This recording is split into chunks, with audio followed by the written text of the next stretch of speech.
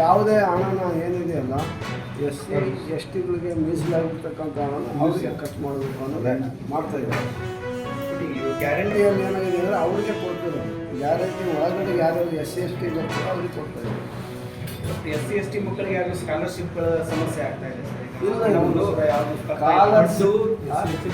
ನೈತಿಕವಾಗಿ ಅವ್ರು ಹೇಳ್ತಿರೋದು SC ST ಫಲಾನುಭವಿಗಳು ಕೊಡ್ತೀವಿ ಅಂತ ಹೇಳ್ತಿರ್ತಾರೆ. ಅದು ನಮಗೆ ಬಂದಿರೋ ಶಾಸನಬದ್ಧ ಅಂತ ಎಕ್ಸ್ಟ್ರಾ ಗ್ಯಾರಂಟಿ ಅಂತೂ ಸೇರಿಸಲೇಬೇಡ್ರಿ. ಹೀಗಾದ್ರೆ ಅಲ್ಲಲ್ಲ SC ST ಗ್ಯಾರಂಟಿ ಇಲ್ಲ ಅಂದರೆ ಸರಿ ಹೋಗ್ಬಿಡುತ್ತೆ. ಅಲ್ಲಲ್ಲ, ಈಗ ಜನರಲಾಗಿ ಹಣ ಇದೆ,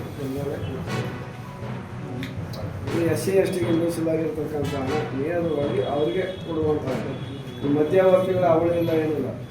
ಅದವತ್ತು 1000 ಕೋಟಿ ರೂಪಾಯಿ ಹಣ ಇದೆಯಲ್ಲ ಇವತ್ತು ಅವ್ರಿಗೆ ಲಭಿಸ್ತಾ ಇದೆ ಅಂತಂದರೆ ಯಾವ ನೇರವಾಗಿ RTGS ಮೂಲಕ ಹಣನ ಹಾಕುವಂಥ ಒಂದು ಫಸ್ಟ್ ಟೈಮ್ ಇಡೀ ಇಂಡಿಯಾ ದೇಶದಲ್ಲಿ ಫಸ್ಟ್ ಟೈಮ್ ಈ ರಾಜ್ಯದಲ್ಲಿ ಅದನ್ನು ಜಾರಿ ತಂದಿದ್ದು ಸೇರ್ತಾರೆ.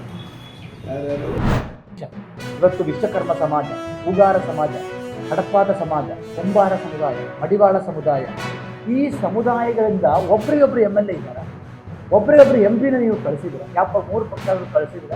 ಸುಮಾರು ಭಾಳಷ್ಟು ಹಿಂದುಳಿದ ಹಿಂದುಳಿದ ಸಮುದಾಯಗಳಿಗೆ ಒಬ್ಬರಿಗೊಬ್ಬರು MP ಗಳನ್ನೇ MLA ಆರಿಸಿ ಕಳಿಸಿದ್ದಾರೆ. ಹಾಗಾದರೆ what is the meaning and definition of ಸಾಮಾಜಿಕ ನ್ಯಾಯ ಸಮಾನತೆ ಅಂತಕ್ಕಂಥದ್ದು ನಿಮ್ಮ ರಾಜಕೀಯ ತವಲಿಗೋಸ್ಕರ, ನಿಮ್ಮ ರಾಜಕೀಯ ನೆಚ್ಚಿಗೆಗೋಸ್ಕರ ನಮ್ಮನ್ನೆಲ್ಲ ಯೂಸ್ ಮಾಡಿಕೊಡುತ್ತಾರೆ. ಅದನ್ನು ಮಾಡೋದು ಬಿಟ್ಟು ನೀವು ಬೇರೆ ಏನೂ ಮಾಡುತ್ತಾ ಇಲ್ಲ.